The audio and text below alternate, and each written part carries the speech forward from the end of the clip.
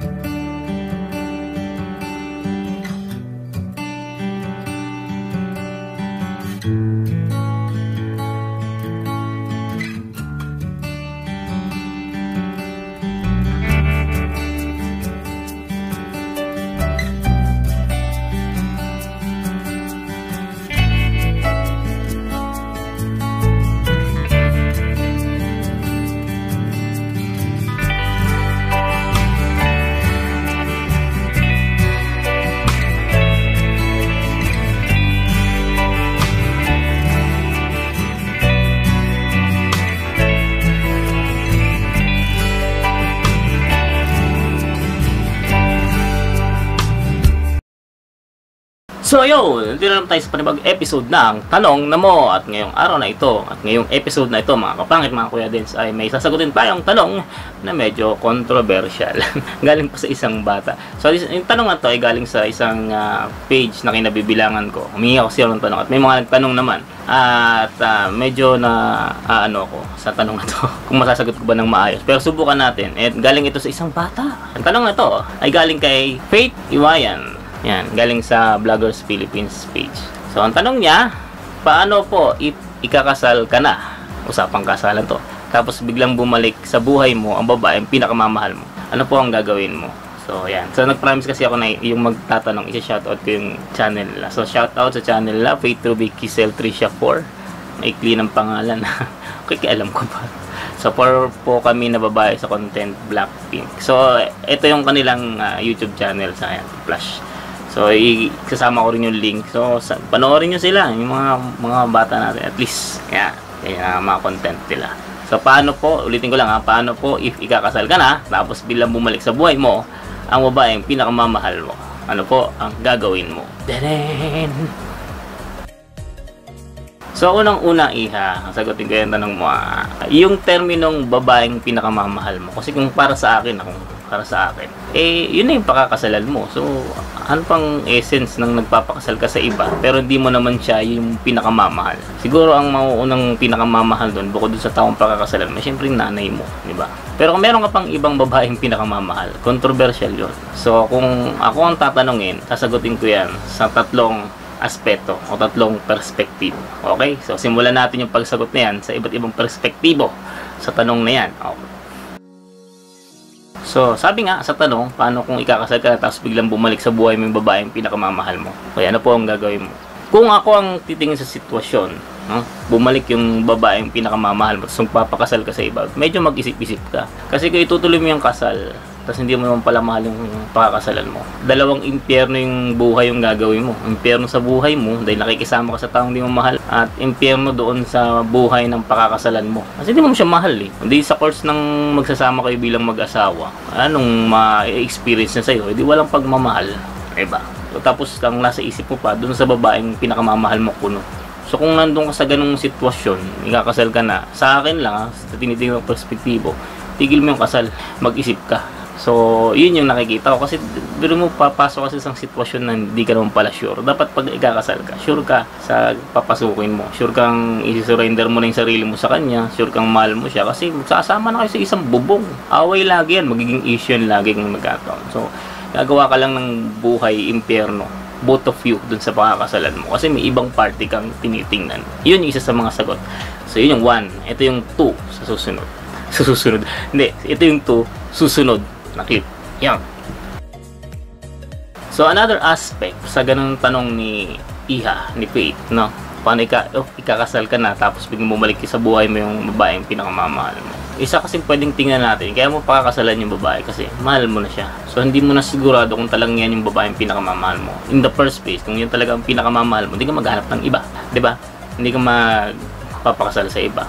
mag-aantay ka. Maliban na lang yan kung ang pagkakaano mo is patay na, sama na ugali, patay na, or meron ng iba na nagpakasal na rin sa iba or whatever, di ba? So the mere fact na niyaya mo na yung isang babae sa kasal, ibig sabihin sure ka na sa kanya, mahal mo siya, handa mo na i-surrender sa sarili mo. So bakit ka pa magdadalawang isip sa araw mismo ng kasal mo pag dumating yung babaeng sinasabi mong pinakamamahal mo? Pero kasi kung ako titingin, hindi mo na yung pinakamamahal. Kasi ito yung other aspect ng sagot dun sa tanong na to. So kaya ka magpapakasal, mas mahal mo yung kaysa dun sa dating babae na yun, di ba? Hindi ka naman, ewan ko sa akin yan, hindi ka naman magpapakasal sa isang babae. Hindi mo sure, maliban na lang kung nabuntis mo at gusto mong panagutan yung nangyari sa kanya. Yun yung isang aspect. Okay? Second aspect. Ito na ngayon yung third aspect. Third. Yan. Sa susunod na clip. Yan. Third aspect ng sagot ko sa tanong na yan, Faith, ay kung ikakasal ka na, tapos biglang dumating sinasabi mong babaeng pinakamamahal mo, tigil mo kasal, wala kang pipiliin sa dalawa.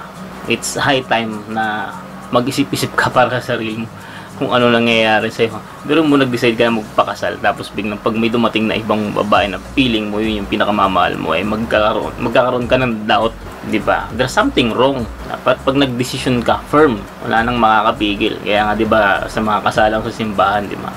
Ako, parang ano ko dun eh. Sabagay, sa akin lang yun, ano ko yun, perspektibo ko yun, na pag ikinasal na, huwag ka na magtanong kung may pipigil pa dyan. Guguluhin mo pa yung plano. Kaya nga nagpakasal yan dalawa, sigurado na yan eh, di ba? So kung may maghahabol dyan, wala silang pakialam. In the course of the preparation of the wedding, mayroon silang time para maghabol kung ano man yung hahabulin nila. Pero sa araw ng kasal, hindi mo na dapat sinisira yun. Hayaan mo yung mga ano, kapag may sumigaw na itigil ang kasal, tali niyo palabas. Hindi, sa akin lang yan. So kapag ganon, kakasal ka na, ayun eh, kanyari sa araw na mismo ng kasal, biglang dumating ang taong pinakamamahal mo, stop all the plan and rethink. Okay, wala kang munang pipiliin sa kanilang dalawa. Hindi mo pipiliin yung pakakasalan mo, hindi mo pipiliin yung babaeng dumating sa buhay mo, kasi parang ang gulo mo ba, di ba? Wala ka bang firm na decision, di ba? Kaya nga magpapakasal ka, sure ka na, tapos biglang dumating yung sinasabi mong babae yung pinakamamahal mo, bigla kang magkakaroon ng pangdadalawang isip. So yun yung pangatlong aspeto ng sagot ko dyan sa tanong na yan, Faith. Yo! So, yun, yung sagot natin sa tanong na yun. So, additional na lang sa ating pinag-uusapan. Alam nyo mga bay, mga kapwa ko, guy, pag pinag-uusapan na yung kasal, that should be the final, the aspect of the relationship para kayong dalawa ay magkatuloy na magkasama sa bahay. So, kung plinano nyo yun, at meron na kayong solid na plan para doon, yun, dapat, yun na yung end. Hindi na yun magkakaroon pa ng wreckage of the plan. Ano ba yung pinagsasabi ko? What I mean is, kumbaga parang hindi na magkakaroon ng chance sa isip ninyo na hindi matutuloy yun. Kasi kaya nga niya pinlano eh. Marriage is not a joke.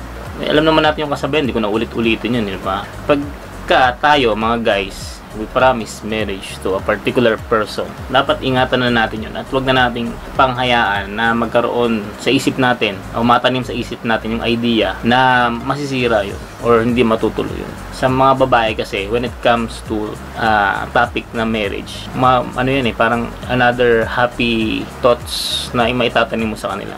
Isa yung kasiguraduhan na hindi lang kayo naglalaro sa relasyon, kundi ikaw ay nagpaplano para sa inyong future ng inyong relationship. So, hindi corny na in the course of your relationship as boyfriend and girlfriend ay pinag-uusapan nyo na yan. Kasi kung talagang seryoso kayo sa relasyon, doon din naman pupunta yun, di ba? So, hindi magplano na kayo. Halimbawa, kung ngayon, bago pa lang kayong may relasyon, kakilala kayo dahil sa pandemic, di planuhin nyo na kung kailan kayo magpapakasal at sigurado yung sure na talaga kayo sa pakikisama sa kanila, para naman kahit paano may goal kayong dalawa, and in between them, with that goal, hindi kayo gagawa ng anumang tawag dito, makakasira dun sa plano. Kasi sa mga nakakausap ko mga babae, particular yung aking boss, lagi nilang sinasabi sa akin na hindi daw sila nafe-feel na secure sa mga lalaking hindi nila naririnig nagkukwento o nagpaplano about marriage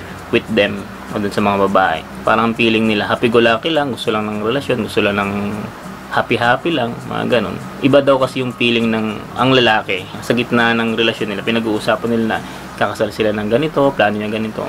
Mas nafe-feel daw sila na secure. Although hindi naman lahat kasi meron din naman ako nababalitaan na planado na yung kasal, pero nagkakaroon pa rin ng problema. So yun guys, ang isa sa mga pwede kong maipayo sa inyo bilang payo ng Kuya Dens. Baka magtanong kayo, Kuya Dens, ikaw kailan ka ikakasal? Soon. Pero secret. So yun ang sagot ko sa tanong ni Faith. Okay, na-shoutout ko na yung inyong YouTube channel. Ito ulit yung kanilang YouTube channel. Tapos nasa kalagay sa description yung link nila. Puntahan nyo po yung kanyang channel. So check nyo po yung kanyang content. So salamat sa pagtatanong. At sa susunod na episode, may sasagutin ulit tayong tanong na mo at di tayo titigil sa pagsagot sa mga tanong ng mga kapwa nating kwakpangit, mga Kuya Dens, na naghahanap ng kasagutan. Hindi ko sinasabing tama lagi yung sagot ko. Yung sinagot ko ngayon sa tanong na yun, maaaring meron kayong mas magandang sagot, pwede nyo naman i-comment sa comment section. So, hindi ko sinasabing tama. Yun lang yung palagay ko na nakikita kong pwedeng isagot ko as my perspective. So, kung gusto nyong sumali sa pagsagot sa tanong na to, comment down sa comment section below. So, sa mga bagong nanonood din kong Kuya Dens, alam nyo na, please subscribe to our channel. At sa mga nanonood, especially ng episode ng Tanong na Mo, dumadami na sila, may silang 25. So, sana mag-30 kahit paano.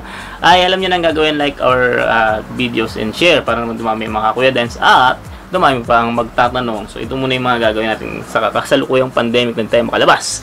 At saka yung mga Roblox. So, salamat Kuya Dens. Hanggang sa susunod na paggawa ng video. Nakadalawang episode ako ngayon sa araw na to. Ang pinagkaiba lang isa, wala akong salamin yung isa. Ako. Okay, Kuya Dens. Salamat. And signing off. Thank you.